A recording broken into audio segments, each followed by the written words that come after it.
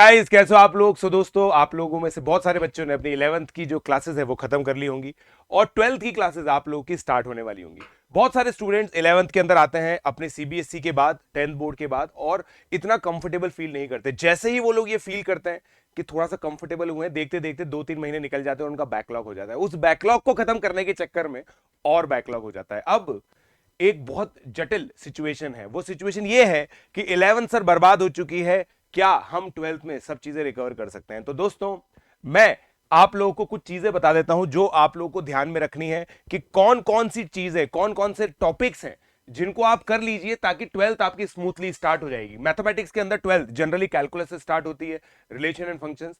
तो मैं कुछ चीजें आप लोगों को बताऊंगा यहां पे दोस्तों, जो आप लोगों ने शायद अपनी कोचिंग्स के अंदर पढ़ी होगी या 11th क्लास के अंदर पढ़ी होंगी। ये लेक्चर्स अगर आपके प्रिपेयर्ड है, ये लेक्चर्स अगर आपको आते हैं तो आप लोग 12th आराम से स्टार्ट कर सकते हैं और 12th के साथ साथ फिर 11th भी अपनी खत्म करते जाइए। तो दोस्तों सबसे पहले सेट थ्योरी हम लोग बोल सकते हैं। सेट थ्योरी का बेसिक आइडिया आप लोगों को होना चाहिए, ठीक है।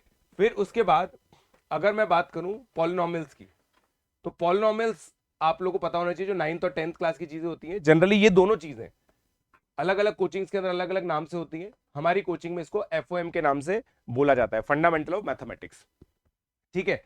फिर दोस्तों इसी के अंदर फंडामेंटल ऑफ मैथमेटिक्स के अंदर ही रैशनल इनइक्वालिटीज होती है, जो वेवी कर्व जिसको बोलते हैं ना, वेवी कर्व आप लोग खत्म करके रखिए।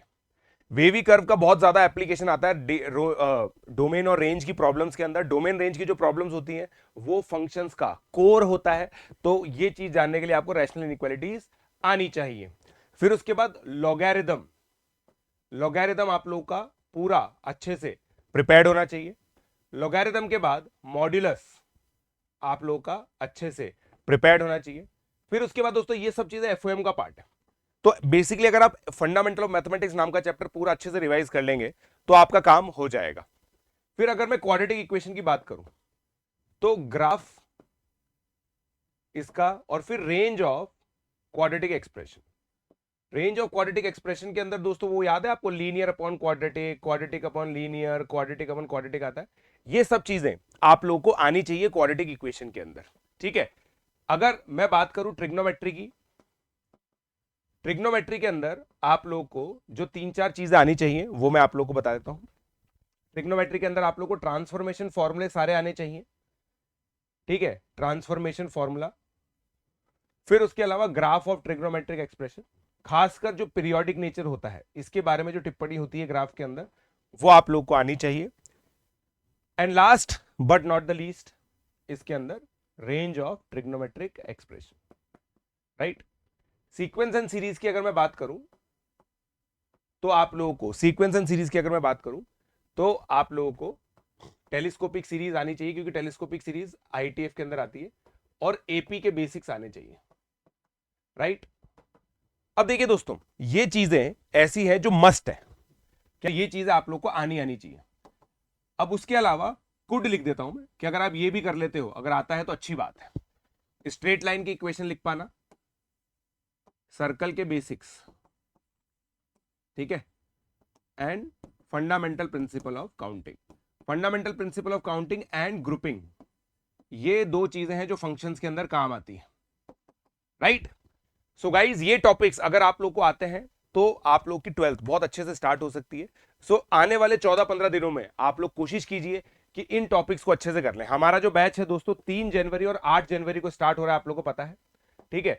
तो 3 जनवरी और 8 जनवरी को स्टार्ट हो रहा है और हम लोगों ने एक बहुत अच्छी मुहिम इसके लिए ली है, वो मैं आप लोगों को बताता हूं, ठीक है।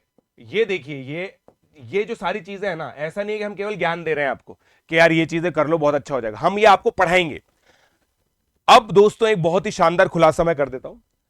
ये जो भी बच्चों ने हमारे कोटा सेंटर के लिए 8 जनवरी को एडमिशन लिया है, 8 जनवरी वाले बैच के अंदर एडमिशन लिया है, उन बच्चों को ये जो सारे टॉपिक्स हैं पहले ही पढ़ा दिए जाएंगे और वो मिलेगा फ्री ब्रिज कोर्स में, जो हमारे सीनियर एजुकेटर्स लेंगे।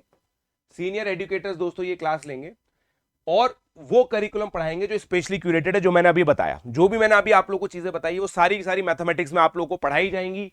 और ये ब्रिज कोर्स उन सभी बच्चों के लिए फ्री है जो 8 जनवरी वाले बैच के अंदर है। ये कोर्स दोस्तों YouTube पर भी स्ट्रीम किया जाएगा। जो हमारे चैनल्स हैं Kota Pearls, Unacademy, JEE centres, इन सभी चैनल्स पर इस कोर्स को फ्री में स्ट्रीम किया जाएगा, ताकि आप लोगों को आइडिया लग सके कि कैसे आप 12वीं स्टार्ट कर सकते हैं और आप हमारा जो बैच है वो अच्छे से ज्वाइन कर पाएंगे। एक और चीज मैं आप लोगों को बता देता हूं दोस्तों, 21 तारीख को 21 अगर 21 दिसंबर की मैं बात करूं, ये लास्ट डे है 35% ऑफ का। अभी अनअकैडमी के कोटा सेंटर पर 35% का जो ऑफ चल रहा है उसका आखिरी दिन है 21 दिसंबर। 22 दिसंबर से दोस्तों 31 दिसंबर ये 30% रह जाएगा और उसके बाद 1 जनवरी से फी हाइक है। तो दोस्तों आप अपनी जो सीट्स हैं 8 जनवरी वाले कोर्स की, अगर आप 12th हमारे साथ पढ़ना चाहते हैं, हमारे टॉप एजुकेटर्स के साथ पढ़ना चाहते हैं, आप लोगों को फीडबैक पता है दोस्तों, पूरे खोटा में अगर कोई एकेडमिक एक्सीलेंस के लिए कोई सेंटर जाना जाता है तो वो है अनअकैडमी सेंटर।